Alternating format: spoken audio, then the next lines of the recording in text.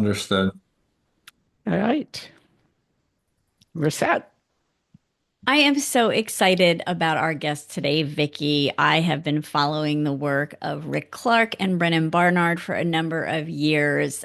They are out there doing what they can too, and I'm holding this up for the Oh, video me to too. tell everybody the truth about college admission and make sure that families stay together while their students get in. So they have been kind enough to have me on their excellent podcast of the same name. And so it's just my honor and delight to be able to host them now on the one you let me co-host every once in a while. So for those who are new to me and the podcast, I'm Elizabeth Hamblet. I am the author of Seven Steps to College Success, a pathway for students with disabilities. And I first connected with Rick when I was seeking admissions directors at colleges to talk to me about the college admission process and answer some questions for students with disabilities. And he is just as kind and generous a person as you can imagine. And then I got to meet Brennan and appreciate their work together. So with that, I'm going to ask Brennan, because I'm an English major who likes alphabetical order, to start by introducing himself and his work, and then we'll ask Rick to do that. Great. Thanks for having us. I'm Brennan Barnard. I'm the Director of College Counseling for Khan Lab School, which is a in-person mastery-based school founded by Sal Khan of Khan Academy, and it's out in Mountain View. I live in New Hampshire. I work remotely, and I also do some work with Making Caring Common project at Harvard Grad School of Education, and also with the College Guidance Network and a bunch of other random stuff. Great. And my name is Rick Clark. I am the Executive Director for Strategic Student Access at Georgia Tech. I've been at Georgia Tech now for over 20 years. Most of that was in undergraduate admission, as you mentioned, Elizabeth. My new role is focused on the future of enrollment at Georgia Tech, specifically as it relates to return on investment and economic mobility for students. But in terms of my work beyond Georgia Tech, I founded the Georgia Tech admission blog, which still continues. It's never about us. It's always kind of the broader ecosystem of higher ed and the admission and enrollment landscape. And then also Brennan and I partnered, as you said, on writing the book, and then we continue to do the podcast. Our overall goal and what brings us together really is just this idea of bringing perspective and trying to reassure families that the most important thing is each other, and that in the vast majority of cases, you can't control a lot of this, but it really does work out. And being close and listening to one another is way more important than some bumper sticker. So we have that in common, even though our work day to day varies, and we kind of come at it from different perspectives. I think that's what also makes it strong. Yeah. So you've already addressed a little bit one of my questions, which was going to be, why write a book for families, and you've talked about that. But I'm curious. One of the things you have in the book, which is so interesting, is this family check-in at the end of every chapter. I wonder if you could talk a little bit about why you decided to put that in, and what that does for us as families. Sure. Yeah, I'll start and then Rick, you can add on. I mean, I think we really wanted to. I mean, we had written a bunch of chapters about different aspects of the admission experience, and we really wanted families to come together to process it and have conversations. And a lot of what we talk about in the book is having conversations early and often about not just college admission and not just this idea of getting in, but this idea of how can this be a collaborative experience and something that brings you together as a family. I mean, some of my best memories of times with my mom, who's no longer living, and my dad are the college journey, right? Like going to visit colleges and just that process, that time of life when you're kind of discovering yourself, and parents play an important role in that. And so we really wanted not just folks to just kind of read the chapter and take away on their own what they would, but for families to come together and talk about it. Yeah, and I mean, like you alluded to, Vicky, the end of each chapter, we try to facilitate some conversations and just prompt people to either read something additional or reflect back on what they just read and give them some rails to run on. Because I think oftentimes, we either make assumptions about where the student or the parents are in terms of communication, or even while we might have our best intention. I mean, the benefit that Brennan and I get is we get this is cyclical and it repeats itself time and time again. So for both of us, from different perspectives, watching it repeat itself 20 plus times, we can get out in front of that and use what we've learned and what we've observed families do really well or horribly in an unhealthy way, and facilitate better, more healthy conversations. And, I really firmly believe that 40 is greater than four, and that in a lot of cases, people focus so much on the next 4 years, but we should be focused on the next 40 years of relationship together. And that's really what this is about. That's really an interesting idea, and I think so often parents forget that some of the advice that we're giving them, all of us in this world, does come from seeing it over year after year after year after Mm. year. Yeah. And you do learn a lot and can share from that. That's great. And Rick, you've also in part answered my next part of my next question, which is about the title, which I think is really important. So you've answered the question about why you talked about staying together to a certain extent, but I think too, and the conversation you had with Sasha Teamy of University of Indiana recently, and she's a very kind person too, was so interesting to me, and a reiteration of some of those ideas about having these frank conversations about, what can the family manage, financially, and how do the parents see students. So can you talk a little bit, both of you, about like what you see families doing that sort of isn't working to stay them together, help them stay together, or where they should be going with that? Brennan, you Sure. want to start? Yeah, I mean, I think a lot of times families fail to have conversations about kind of expectations, and we talk about the wedges at the beginning of the book Yeah, of yeah. excuse me, of time and communication, and so often there are certain expectations or certain approaches to this experience that families have, and they're not talking about them, and it kind of festers. And then, Mm. it might not come out until later in the fall of senior year when things are getting a little stressful and applications are happening. And then it's too late to have these conversations. Or they're waiting to have financial conversations until April of the senior year when all the packages are back, and then it's too late. And so it's we're trying to get families to talk proactively about relationships and expectations and limitations and Mhm. any conditions they might have on the admission experience. Yeah. Yeah, and again, back to I guess Vicky, as you particularly called out the end of every chapter to just sort of continue to level set, and walking people through what they can expect, and understandably why this, from a student side and from a family side, is a little stressful, and acknowledging that, but once we kind of help get that out on the table, it's really logical. I mean, fundamentally, and we start with this in chapter one, like parents and families surrounding students, like they love their kids, and that gets lost in Mm. the nagging, or it gets lost in the pressure, and it manifests itself in different ways. But fundamentally, I think the reason why when and Brennan and I start a lot of our talks where we'll ask, college admission, what comes to mind? And almost inevitably, no matter what state or country you're in, one of the number one answers on the board is stress, and parents say that in Wow. particular. Yeah. And it's like, well, why? Why is it stressful? And you think about it, it's like I've got two teenagers in my house now. It's like it's the turning of a page of a family dynamic and relationship, and change, of course, brings stress to any human.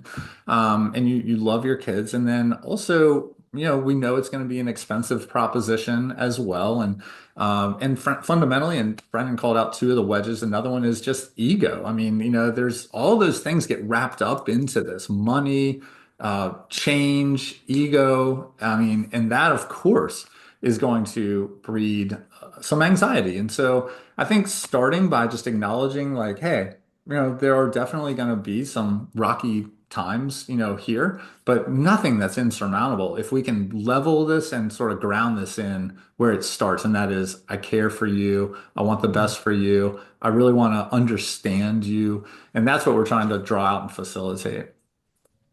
And is that also what led to the workbook? Because not only have these guys done two editions of their book, but they have also done a workbook. I mean, is this a way to kind of make sure that whatever they've read, they kind of follow up on these families? Yeah, exactly. And we were, after the book was out for a year or two, we were hearing more and more from both families, but also counselors saying, there's so much great stuff here. We'd love to have some kind of like really practical ways to use this book in our courses and at school and our families. Like, what are some activities and things like that we can do? And so that's really what led us to build out the workbook. So, I want to go back also to the beginning part of the title of your podcast and your book, The Truth About College Admission. So, talk to us a little bit about why that was an important thing to put in. What is the truth that's not getting around, or what are people telling each other that you're hearing? Speaking of cyclical. Well, it's more about the misinformation, right? I Mhm. mean, there's so much noise out there about college admission. I mean, we do presentations all over the country and go to high schools and go to communities and talk with families and talk with students. And it is amazing just to hear kind of the misconceptions, the myths, the falsehoods about college admission that folks are getting honestly from things like Reddit and College Confidential and Discord and their Mhm. neighbor or whoever it is. And we wanted to kind of recenter on the truth. And we don't pretend to have all the truths, but we did want to focus folks on kind of what really matters and try to kind of cut through the noise a bit. Mhm. Yeah, I mean, the only other thing I'll say is, as someone who works on the higher ed side, you know, colleges in general in our country right now are under the microscope or sort of in the crosshairs a little bit about not being as transparent or not being as clear as perhaps we should or could be. And I would say that's actually even elevated a little bit for admission. Um, that really deservedly, a lot of my colleagues around the country get criticism for really not being terribly transparent about what's happening. And I think that we set out to, as Bren said, maybe not be able to cover everything, but just to be as honest as possible and explain, okay, look, fundamentally, college admission is not fair. It was never built to be fair. It's about accomplishing right? It's about accomplishing a certain mission. And at the end of the day, college admission, another thing when we ask people about this, they say things like college admission, what comes to mind? It's a black box, it's the Hunger Games, it's all these other things. And I think for us, what we want to say is, listen, it's actually quite simple. Admission comes down to two things: supply and demand, right? How many seats do you have and how many applications are you receiving? And institutional priorities. What are you trying to accomplish? And that is it. And we should just be unapologetic and honest about the fact that, you know what, if you're Georgia Tech, as an example, and you're a public institution, it is going to be easier to get in from Georgia than from anywhere else. That is simply the truth. And that is logical also. It is not fair necessarily, but it makes sense because we're a public in the state receiving dollars from the state, and we're trying to accomplish something in particular, which is a certain composition, right? And I think the more that we can just try to say, like, this is the honest landscape. You may not like it, but this is reality. We're going to gain confidence, and I think also give confidence, because at least people then know, how to navigate the reality of what, college admission and enrollment might look like. And there's, there even the most intelligent people, when they get into this experience, lose perspective really quickly. And also, like Rick was saying, I mean, there tends to be a lot of happy talk in college admission, from it is sales in a lot of ways. I mean, that's something I think anybody who's read anything Rick has written or heard him speak, I mean, like, he is one of the folks on the mission side who is really transparent and is Yes, willing yes. to kind of, and he has the support of his institution and to really just be honest about the realities of this process. So as long as we're talking about the fairness and the process of students in admissions, you talk in your book about the admissions funnel, and I think for any of us who are in higher education, we know what that means, but I'm not sure everybody does. So could you explain a little bit about how that works? Yeah, I'm happy to take a crack at it. This is how admission directors or VPs from enrollment think. They always think through the funnel, and the idea being at the very top, you have theoretically all possible students out there. We won't even just see high school grads because you could be thinking about adult learners and transfer students and others. But there's this top of the funnel that is very big, prospective students. And then, of course, you go down the funnel to those who actually show interest in your institution by either raising their hand to say, please communicate with me, or if you want to go a little further down the funnel, by saying, I'm applying. And then of your applicants, you narrow it further to say, here are those that either are qualified to be here or do the work, or they're competitive or compelling within our applicant pool. I think depending on how many people you have applying dictates the nuance within admission, right? Working down from there, we have what we, as the inside baseball wonky jargon talk, call yield, which is, for Georgia Tech, just to use an example, for every 10 admission offers we put out to Georgians, about 7 of them will say yes. Hmm. And so that is yield, and that's the group that deposit. They say, I've been admitted to other schools, but I'm picking you. I'm putting down my money to come. And then you have the summer where people break up with each other and things fall apart and they get cold feet and other things happen. And we call that melt, which means that of those deposited, still none of them show up. And then you have day one, and that is they're actually there and they enroll. And so you kind of work down the funnel. And, we think about the funnel being all the things we care about, trying to develop and build diverse pipelines of talent from our state, from our region, from around the country, from abroad for certain majors. Whatever you're trying to accomplish, you try to build the top of the funnel so that as it works down, you end up ultimately with the type of class, the shape of class that you were asked to produce by a president or a board or whomever it might be.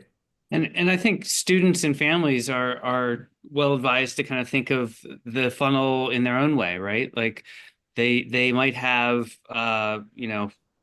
50 schools they begin researching kind of on the larger scale, and then it narrows and narrows as they kind of refine their criteria and what they're interested in, and maybe they go visit 10 to 20 or do online visits with 10 to 20, and then that narrows down and they get to 10 or so that they're applying to, and that narrows down, and then they get the ones they've been admitted to, and finally at the end of the funnel it's the one school they choose to enroll.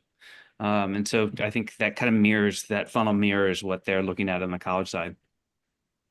I'm in New England, and we just had sugaring season, and it makes me think of all the sap, all those buckets of sap that just boil and boil and boil and get down to the syrup that you want. So from both perspectives, from the school and from the student, hopefully you get down to that really sweet spot at I like the that. end. And it takes cold nights and warm days. Yeah, yeah. That's cool. So, Brennan, you talked about students having their own funnel, and I love that because I think you and Rick too have talked, ta speak to students in ways to talk to them about the things that are in their control and the choices that they can make. And I think to your point, it does feel very much, and I think Rick, was I just reading a post of yours about like the things didn't happen to you Hmm. in the admissions process? And Yeah. talk a little bit about that post and what that Yeah. means. Yeah, I wrote a blog where basically this idea of, things aren't happening to you, they're happening for you. And if you Mhm. can think about it that way, it just really changes the whole paradigm, right? So um, take what a lot of students feel like is a huge ego hit and something that they struggle with a little bit, being deferred, right? Or being waitlisted. You can look at that as, gosh, like I got deferred and they don't want me, and now I've got to do all these other things and I'm gonna have to wait longer and all of this. That is a way to, approach being deferred. Mhm. Conversely, you can look at that as, hey, I'm being given an opportunity here to tell them more about myself. They're asking me to send my fall grades. They're asking me to write an additional supplementary essay. And I get a little bit more time to consider, like, is this the school I want to go to? What are my other choices and options? And being really intentional about, my senior year and everything that's kind of moving from there. Frankly, I would say the same thing about being denied, all right, that hurts. Sure. We need to understand that you wanted something and that door is closing or, it has closed. But to me, that is not a dead end. That's a speed bump on the journey, right? And time and time again, when you talk to students at any college campus and certainly college graduates, they look back and talk about how thankful they are for the door being closed, or how Mhm. thankful they are that they like at Georgia Tech, we have some students start in the summer. We tell them, listen, fall's not an option. You need to start in summer. Almost all those students call and say, but do I really have to? I was going to go to Italy or I was going to do this and whatever. You talk to kids at the end of the summer or the end of their fall after coming summer and then having fall, and they all say how thankful they are that that was, in the end, the experience they had. It did not happen to them, it happened for them. And I really think that, there's many of these type of ways that we can look at what's, going on in the college admission experience and say, really, if you embrace it, and Brennan and I talk this a lot, college admission, I believe, when done right, is in a lot of ways a guidepost and sort of a bit of a manual for how you should also approach your college in general, your college experience, and really life beyond college too. If you can flip that from this happened to me to this happened for me, to have that perspective and that confidence, that carries you through what is inevitably going to be some disappointments in college, some reroutes in college, some doors closed in college, and life as well. So really, college admission, I think, Brendan talks a lot about this. Like, it's not something that's just like a rite of passage or something that you have to do. Like, actually, a privilege is something you get to do that has Mhm. bearing way beyond just this little small time or period in your high school career. It's preparation for life and certainly for college.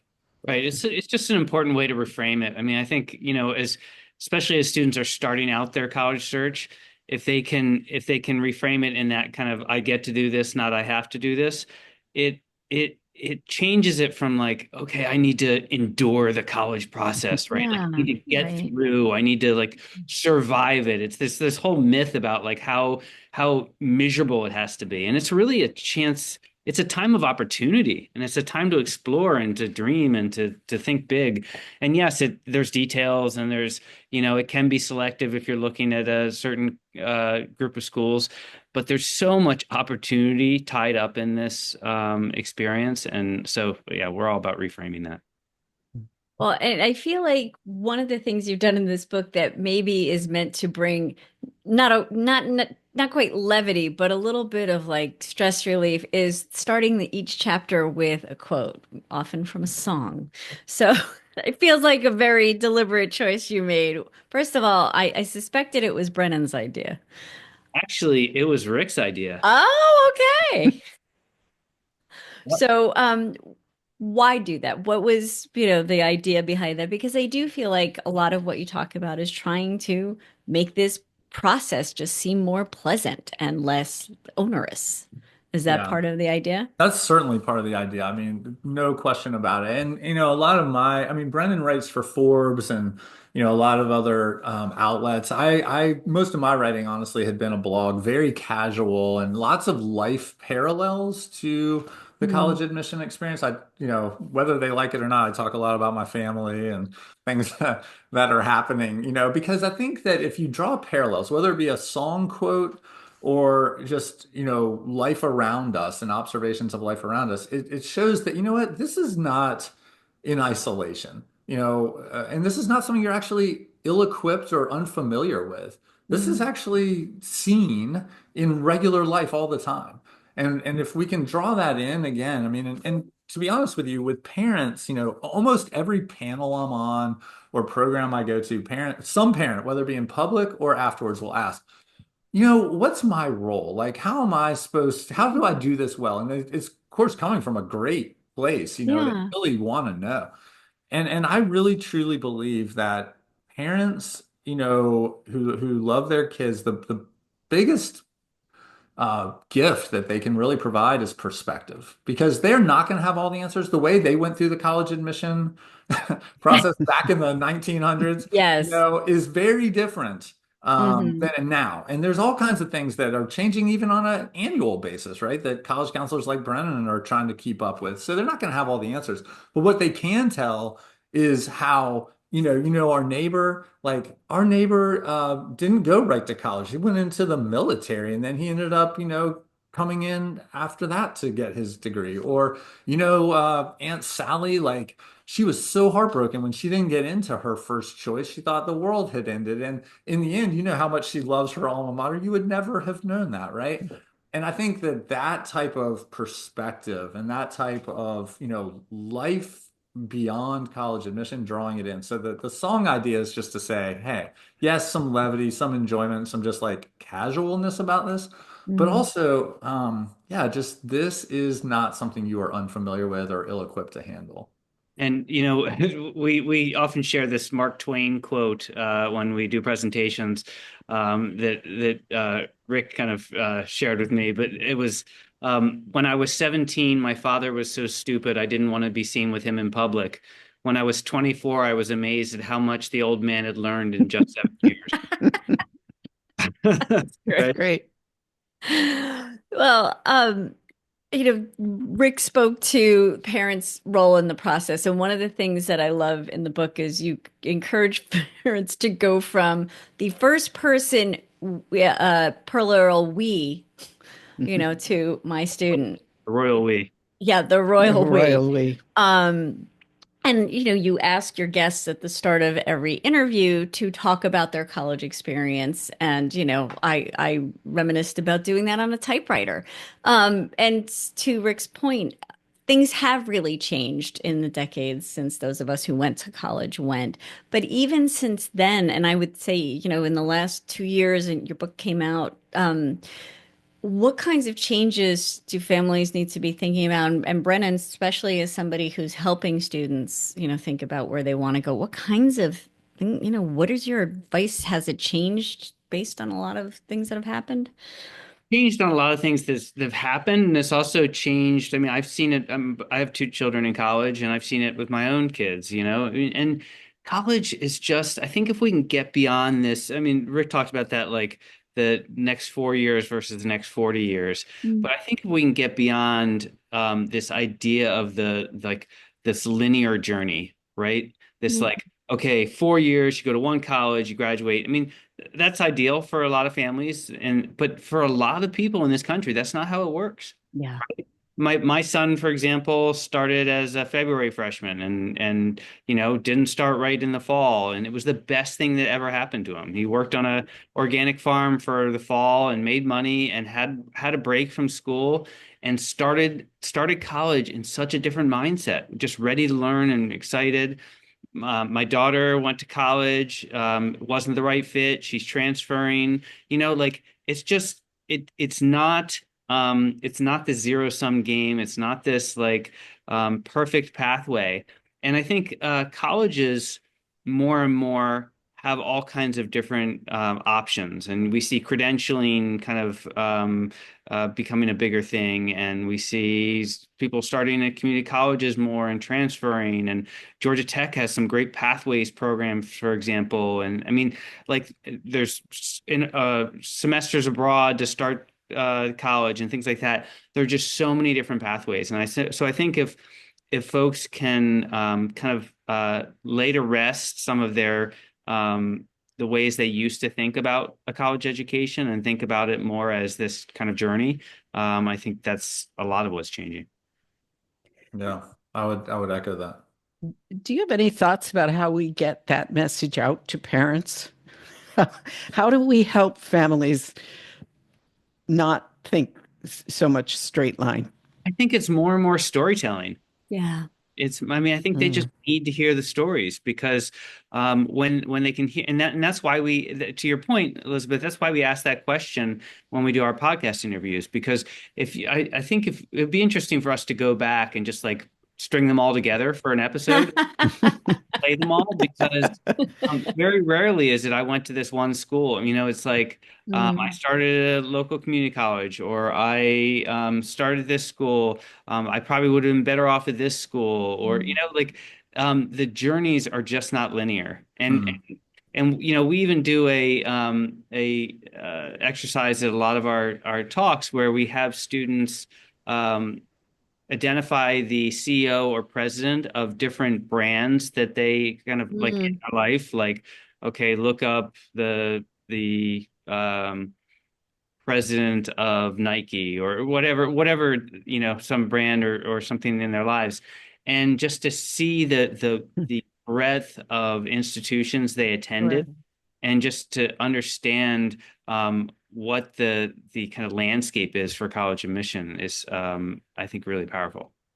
I was using AI the other day to create some images, and I don't know if you guys have, tinkered around with this much, but for whatever reason, even if you put quotes with words, right, that you want to, let's say, put this word on a building, or you want to put this word on a cloud or something, AI actually does a terrible job spelling things correctly, even if you quote it. And it's because of the way the algorithm is actually pulling in. It seems so logical that you put quotes of exactly what you would want said. Like coming up with the image seems harder than coming up with just like pushing the word onto the building. But anyway, I had the word college on this image, and it spelled it literally with three L's. And I started thinking, Vicky, to your question, like that's what we should start doing is we should start spelling college with like three or four L's because of what Brennan is saying about this idea of college is a big word. It's a much bigger word than we give it, credit for. And people think, especially parents, like I showed up in August with my bags packed, and 4 years later, I left. And that's just not how it's working now. And back to your question about the funnel, there's never been a better time than now to be a good student. There are so many options out there that the funnel actually in many ways has been shrinking. We won't go into the whole demographic cliff thing or geopolitical, relationships abroad, but like there are real threats to the top of the funnel, not to mention like the challenges to the value of college and return on investment, all of that. If you are a good student who's just like walking into the rooms you can walk into every day and taking care of your business, being a good student in the classroom and having an impact on the community, you're more bigger, your challenge is actually going to be closing doors to all of the choices and options you have. And I think that that's one of the things that we can continue. And we do try to stress every time that we give a presentation, we ask, how many schools do you think admit less than 25 or 30? And the truth is that's such a small slice of American higher education. Most schools are admitting most students. And the more we can collectively work together to tell that story, that college is a big word and that, good students have great options, then I think we're on the right track. Yeah. And as we try to tell the stories and get parents to understand that, because they're very concerned about where their students are going to wind up. Um, some families are relying a lot on consultants, hiring admissions consultants and college consultants. And and I think we recognize that as much as you're trying to keep families focused on what really matters, there are many that are not quite there yet. And so hiring a consultant could preserve the family dynamic. But are there things that are there red flags? Are there things that parents might want to be careful of as they think about whether or not to hire a consultant or what consultant to hire? Yeah, I mean, and I do consultancy work. So I mean, I think there is. I mean, I'm biased, but I think there's a role for consultants. I mean, I think there is, unfortunately, there are a lot of students in this country don't have access to counseling and support, and so I think there's a role for pro bono counseling, and there's a role for consultants to help families. I would say, I mean, if you're on social media and you've probably seen a lot of the consultants that prey on fear. And Mhm. I would go running the other direction. Or I think the consultants who have certain titles that are all about like top colleges or top tier or focused on one subset of colleges, like Ivy or Ivy this or Ivy that, or whatever it might be. I think maybe that's fine for some people, but for I think it narrows it does the opposite of what Rick and I were just talking about. It narrows Mhm. it this like there's only this one set of acceptable colleges, and we have somehow have the kind of secret sauce to get you in there. And it's just not what this experience, it's not what education is about. So that would be my piece. I So agree. I know we need to finish up. I want to keep talking for a long time because because I think I want to hear what you have to say, but I think a lot of families do too. But we do have a time limit because everybody's busy. So I'd like to end by asking you each one more question. I really liked that you sort of close your book with closing letters. You each write a letter to families, and it felt very personal, and it summed up a lot of what you're saying. So what I'd like to do is give you each a quote from your letter and Oh, ask you why you ended with that and why that was your message. And I may have pulled something that wasn't at all what you wanted to talk about, but I'm going to give it a try. So Rick, let me start with you. And you just said, control what you can control. Why is that your message? yeah. Well, first of all, with Johns Hopkins and publishing this, they farmed it out for an audiobook. I guess this is like a standard contract. And so I've heard people say, "Oh, I listened to your book," and I've told every one of them that we asked to, fine if you want to do that, but like, can we just read our letters? Yeah. If even if you had the same person do the rest of the book, like we would love to do our letters because it is personal. It is personal, and I'm glad to know that that came through at least in your reading of it. With control, you control what the reason I really wanted to end with that is like I said, I mean, there are these rooms that myself and my colleagues are in that might be 20 miles from your house or 200 miles from your house or 2,000 miles from your house. You're never getting in that room. You cannot control what happens in that room. And when people try to control what happens in that room, they end up getting documentaries made about them and Netflix series, and they go to jail. Um, but you can control your living room, right? You can control your classroom and how you show up in your living room, how you show up in your classroom. And back to that point about when we ask the question, college admission, what comes to mind? And people say stress. Some of that because it feels unwieldy and it feels like things they don't know or things they can't control. But what Brennan and I like, and this is my take on it. there's 25% at the very beginning of this that you fully control, and that is, where do I want to apply? Nobody is making you apply to certain colleges. And so you get to choose of all these amazing places, where do I want to apply? All right, that's fully in your control. There's 25% there that is not in your control. How much money do they give you to come, and do you get in? Sure, that's true. But if you came up with a good list of places, a balanced list of places, that were some predictable and some less predictable, you're going to have options. And that's where we get, right? We get to this point where you get to choose where you go. You've gotten into 3 or 5 of the 10 or 11 you applied to, and now you get to pick. You get to choose based on affordability and match and all those things. And that, if you stopped there, that would be 67%. That'd be 2/3, which is pretty good. I think most of us would love 2/3 of control of our day.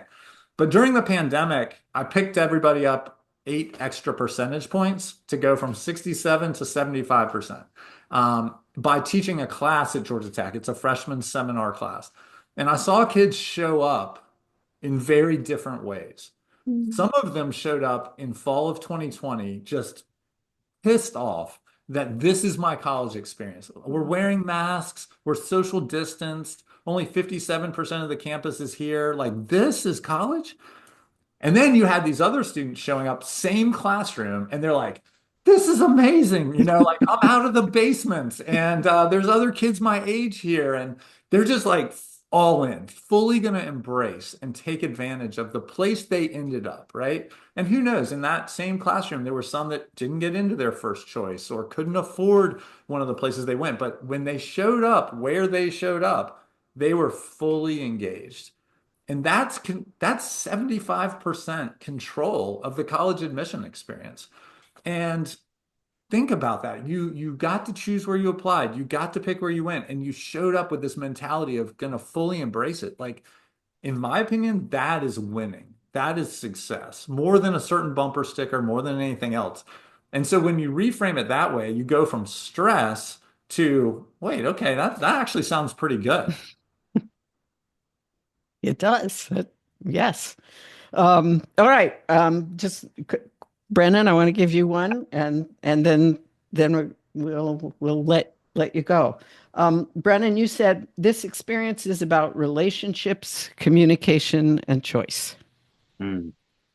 Yeah, I mean, I think we've covered a lot of that over the last 45 minutes, but we're living in challenging times, right? Where I think we see communication breaking down just in society and in families, and we see what happens when we don't nurture relationships and don't have dialogue around things, and I think relationships within the family, but just also kind of writ large, are so important to overall success. As we talk about success and kind of just general happiness and contentness in life, and you see the loneliness epidemic, and I mean everything.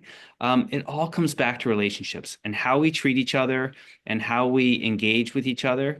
And that leads to choice. When you can nurture those relationships and when you can communicate well with other people, then it comes, I mean, it goes hand in hand with what Rick's talking about with control, right?